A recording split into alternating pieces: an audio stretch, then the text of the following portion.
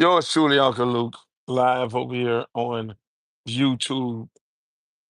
I normally be going live over there on Instagram, doing my little storytelling, but my social media people told me, said, look, you need to spend more time on YouTube, even though I only have 4,000 followers over here. But I need to spend more time over here and talk to you guys. So, what I do every day after a workout, see, I've been working out, so don't worry about the shirt. It's sweaty. I have to cool off. I'm a different type of workout guy. I have to cool off. I don't sweat while I'm working out. I only sweat when I'm done working out, which is crazy because you would think I can just hop in the shower and keep going, but I have to do a cool off moment. So here's the deal, people. Here's the deal, right? Shouts out to the Bulldogs from Alabama. Here's the deal, people. What I do is I talk about the 40-year anniversary for hip hop in Miami. It's 40 years. Yes, it is. And we started it at Luke Records. So we started hip hop in the South, right here in Miami. People have a tendency of thinking of me as a member of the Two Live Crew. Luther Campbell, member of the Two Live Crew. Member of the Two Live Crew. How would you like to be known? Luther Campbell? No. Luke Records executive. That is me. The guy who discovered Trick Daddy, Pitbull, Two Live Crew, H Town, Anquet, No Good But So Good, MC Shadi. The list can keep going on and on and on. They can keep going on and on. Produced them, put them out.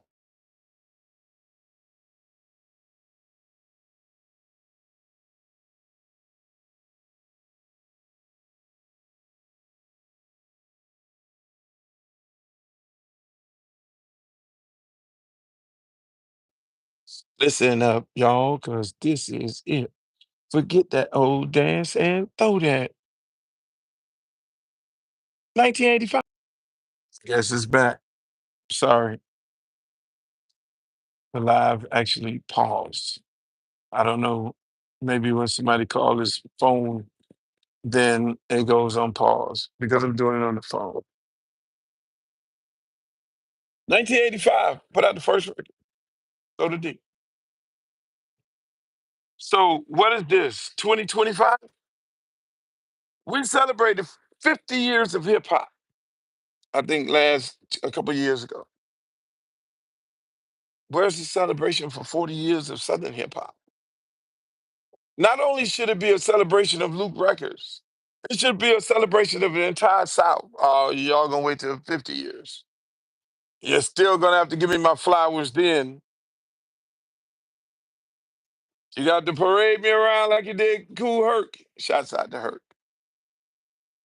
Who started hip hop in the South is gonna be a big debate.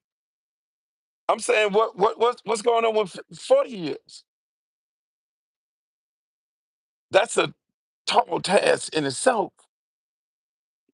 Well, I'm gonna do these stories every week, every day, about the 40-year anniversary of hip hop, started by yours truly in the South. So here's the story for the day. Story for the day is yesterday I gave y'all H Town. You can go check it out on my Instagram. Today, I'm going to give you the story about how I discovered who you want. Who you want? Pitbull, Trick Daddy, Two Live Crew. Who you want? No Good But So Good. Who you want? Which one you want? Who you want? MC Shiny. Who you want? Who you want? Bust Down for New Orleans. Who you want? Luke. Who you gonna give them today? All right. I gave y'all H Town yesterday. I'm gonna give y'all today. I'll give you Pitbull. How did I discover Pitbull? Here's the story. Pitbull. This is how I discovered him. So I'm sitting there minding my own business one Saturday morning, sitting in the bed, looking at the newspaper, and I read this article in the Miami Herald, and it says the censors in about 30 years, Hispanics will be the dominant people in the United States of America. I said, wow, and I don't have a Hispanic artist? Mind you, keep in mind, everybody done tried me on everything else. They said we were booty music. We can only do booty, nasty music. Then I went and gave them H-Town. Then they said we only do booty music. Then I gave them JT Money, Poison Clan, gangster rap, which ain't nobody had no gangster rap at that time. And so every time they tried me, oh, you can only do this. Then I gave them a gospel Christmas album. This how gangster I was. So yeah, I'm gonna give y'all a gospel.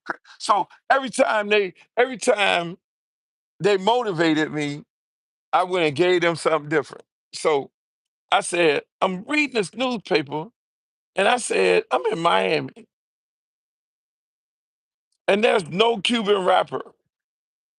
I mean, shouts out to DJ Laz. Laz was doing his thing, Pitbull's best friend, and he was over there on Pandis.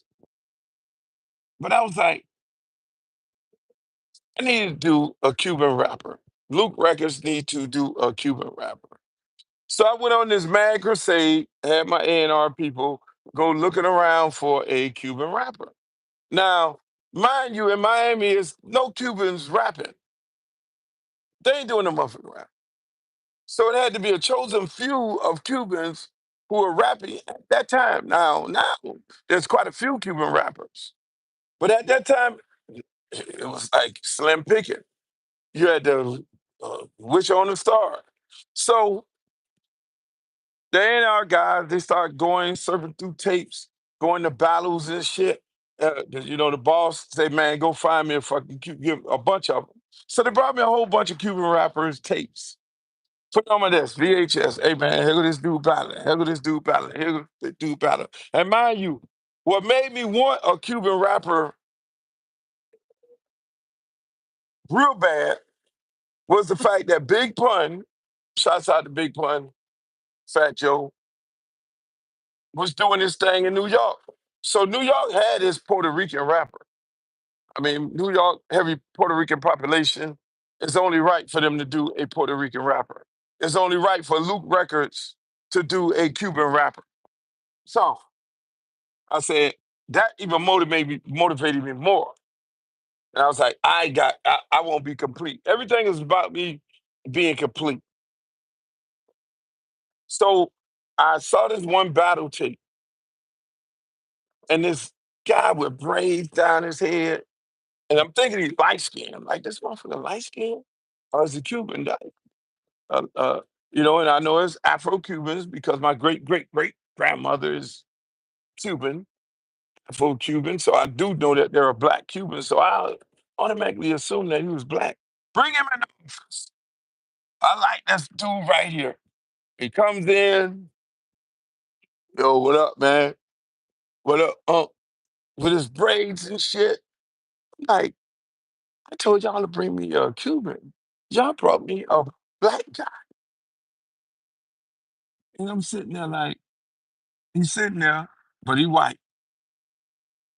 And me and him chopping it up. Man, what you trying to do, man? Man, I gotta get this money, man. Rapping?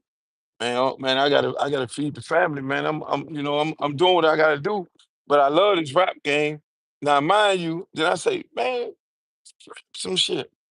Because battle rappers come out the dome, which I think are the best rappers in the world. Where you could just come out the top of the head and undress something. So I said, man, this dude real good.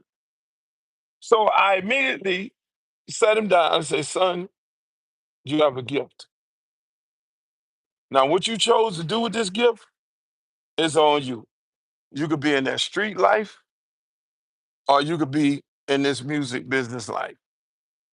I know who got that it. And when if I tell you you got that it, boss, you got that it. Now, this is me telling people this. Now, just imagine a battle rapper, which is hard to convert as a studio rapper, and a street guy. My record company is built off of street guys. I was a street guy. So I know how the streets can pull you back in when you don't really want to be in, when you have aspirations about doing something with your life. But at the end of the day, what happens with you is you don't do these things. The streets keep pulling you in. It's almost like the movies Carlito Way, one of my favorite movies. The streets keep pulling you back in. And so I knew where it was at because it happened to me as well. I had to make a decision to leave the streets alone when I was DJing because we were DJing, plus we were street guys, to make a decision if I'm gonna commit to this music business. And I told him the same thing. You're gonna have to make a decision, boss. Either to commit to this music game or them streets. You are not gonna be doing the two. You can't do the two. So he would come to the studio, just come to the studio. It's gonna be a work in progress. It's almost like when you're in the streets, it's almost like it's like getting off a bad drug because that fast money is there. Paying the bills is there. Your homeboys who in the hustle, they calling you. Where you at, bruh? We gotta get this bag. And you doing things that you shouldn't be doing. You feel me? And so he then said, man, he would come to the studio. So we had to work on him, converting him from battling because battle rappers, they don't believe in 16 bars. They don't believe in 8 bars. They believe in doing the whole goddamn song. So you gotta cut them down to doing 8 bars and a verse. So we were going through that. His first song I did with him was with this at the time, Lil Zane was a big time rapper. I think Lil Zane doing some things now on TV. Good dude. And we did this song Lollipop. And it went okay. Took it around to some radio stations. I took it to Power 96. And I thought that Power 96, because it heavily Latino influenced station, would just jump on it right then. They didn't. They gave me hell. They thought it was a disrespect if they played that record. They thought it would have been a disrespect to DJ Laz, who was a DJ there at the time, and he ain't even know nothing about this. This is probably his first time even hearing about this story here. That they wouldn't play it. I ain't gonna tell you the PD who was there, but they wouldn't touch the record. So Pitbull record actually got played first at 99 Jams here in Miami. They got behind the record. Record did okay. It wasn't a smash hit like all the other stuff. So then, mind you, I got to keep talking to this dude because that record didn't pop off the way it was supposed to pop off. So every other one of my artists was popping off. Like I put a record out, boom, boom, boom. So I sat him down and had a conversation with him. I said, "Look here, son. I know them street life calling you, but you got to get 'em. Sometimes it happens fast, sometimes it happens slow. But the good part about happening slow, because it happened slow for me, this wasn't no overnight thing where I started Loop Records and just put out records and became a hit record. It wasn't like that when I got with the ghetto style DJs. We had 2 speakers and we had to work our way up to 48 speakers and 76 speakers. You don't learn unless you climb up the mountain. So I gave him the mountain story. I said, Pitt, you would appreciate going up that mountain slow and working your way up that mountain because if I put you on top of the mountain, if God allows you to go on top of the mountain, you're going to fall off. Every artist eventually falls off. The ones who last the longest find a way to go back up the mountain because they went up the mountain slow. So when you do take a setback, you know how to climb back up the mountain because you work your way up the mountain. If you get put on the top of the mountain, and you fall off, you don't even know how the hell you got up that mountain. You don't know the struggles of going up the mountain. You have not learned the business. So he said, man, oh man, I'm gonna stay committed. So then I took him on tour with me. Yep. Got a little Spanish guy on tour with me. I said, I'm gonna show you all aspects of the business because I know you're gonna make it. I'm gonna show you all aspects of this business here. You're gonna know everything I do. You're gonna come to this office every day. You're gonna know how the business work. You're gonna know more than anybody. Came up, went on tour. He's sitting up there. I said, Pitt, the dancers, hands off. Freaky Red and all them, just talk to them. But they will get you into some things that you don't want to be involved in. So he listed part of it, but the drinking.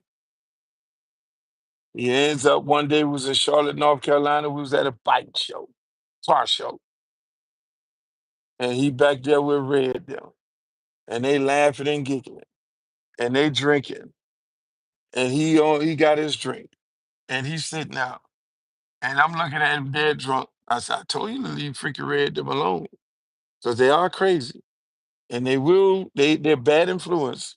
These are my dancers. I love them to death. He gets up on stage. Now, mind you, every city I went to, what I did was because I was introducing to him, I had a totally different way I was going to market this guy. I was marketing him by going to every city on the tour bus.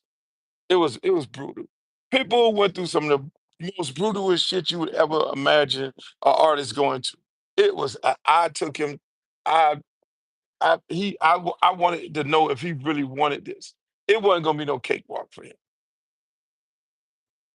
So every city I went to, like Charlotte. So yeah, let me finish telling you a story about him being drunk. So he goes up on stage in all these cities I would go to. I'll be like, ladies and gentlemen, I got this motherfucking Cuban rapper. He think he can rap and all that. Now I know what he could do. I know he could battle. That's number one. So I wanted to build his core audience through my audience. And that's why I took him around the country on tour with me, introducing him at the record stores, at the radio stations, on stage. So he get on stage and be like, and I would set people up, real talk. I set motherfuckers up with this dude here. So they automatically look at little Spanish guy with braids. This motherfucker can't rap. Oh shit, he's whack. Yeah, I ain't no. So I would go to a city like again, like let me finish the story of Charlotte. I should have gave you a story before, then led up to Charlotte. So he's out there drunk. And I get on the stage, it's like, yo, here's my new Spanish rapper. This motherfucker think he's a rapper, blah, blah, blah. And I need you to rap about these girls on the front row here. Battle rappers come off the top of the dome. This motherfucker goes out there with the microphone and say, some people. And bloom, he felt in the water cooler on the stage. Hey, I got the video of it. One day I'm gonna release the video of Pitbull falling in the water cooler on the stage. He ain't never go back there fucking with Figure Red them again. So again, everything about him being on tour with me was a learning lesson for him. The do's and the don'ts. Because you know how you tell a kid, don't mess with that electric socket. And they be looking at the socket, and one day they go touch it, then their ass get shocked. He got shocked that one time, and we would show the video on the bus. We get on the tour bus, blue, blue. Hey, he sitting there looking crazy in the face, but he learned that lesson. Now going before that, like I say, I wanted people to respect him. I wanted him to understand the art of the game. I would go do a record store. We would go to the record store, right, with people and get out, sign autographs, do a big in store. That's back in the days, they used to call it in store. You go in there, signing autographs, right? So I'll be in there. Before I get to the record store, I go to the radio station that morning. Yeah, Uncle Luke time. Yeah, I'm doing the show at such and such. And by the way, I'm gonna be at a record store over here, this record store at this time, and this record store at that time. And let me tell y'all like this here. I got my new Cuban rapper from Miami, because Miami is blacks, Cubans, and whites. And I want anybody in the whole city. Here's the deal. If you can out battle my rapper here, Then I'm gonna kick him off the bus and I'm gonna bring you on the bus. Literally said, I will kick him off the bus in every city I went to. If you can out battle him, boy, just imagine what happened. You know everybody in town and you'll get a record deal. Everybody in town line up. This motherfucker lines up. We're at the first record store, every city. And battle after battle, he cutting up motherfuckers like 10 dudes at a time to the point that we don't want no parts of this dude. We don't want no parts of this dude. Every city we went, he out battled everybody. People had respect for him. That's me gaining respect for him. Not some white rapper and he just got on a record and started doing, not some Cuban rapper got on, no. People had respect for him worldwide because he cut people up city by city by city. And people had respect for him. I would go in the club, set it up. Hey, ladies and gentlemen, I got my new Cuban rapper right here. Anybody in this motherfucking club that can out battle him, bring your guy on stage. You know all the dope boys. Every dope boy group got some homeboy, a little brother that think he can rap, and that they already spending money in because they finna be the next, you know, gangster rap group. And they send him up there every night. And boy, he light their ass up to the point where the hood dudes be like, man, man, we respect that dude there, man. We respect that dude because he wasn't having it. And so when people look, so that is what I did. It's yeah, it's hazing. That's a form of hazing. I haze the shit out of people. But I can tell you what, to this day right now, he loves it because he didn't get it easy. He got it hardcore. Why he could sustain, why he could be in the business this long is because he climbed his way up the mountain. He understands the music business. He understands how to diversify. He understands how to reinvent himself. And so that's what he did. And that is what he's doing right now. So I tell you all, that guy is right there as a part of the 40-year anniversary of Luke Records starting hip hop in the South. And that's your little story today, ladies and gentlemen, on another great Luke Records artist that yours truly discovered here in the South. There's more to come. Stay tuned. Tomorrow, I'll give you another little story after my workout. Y'all have a peaceful and blessed day. I love you. This is my first time going live on YouTube. I don't know how to cut this motherfucker off. There we go.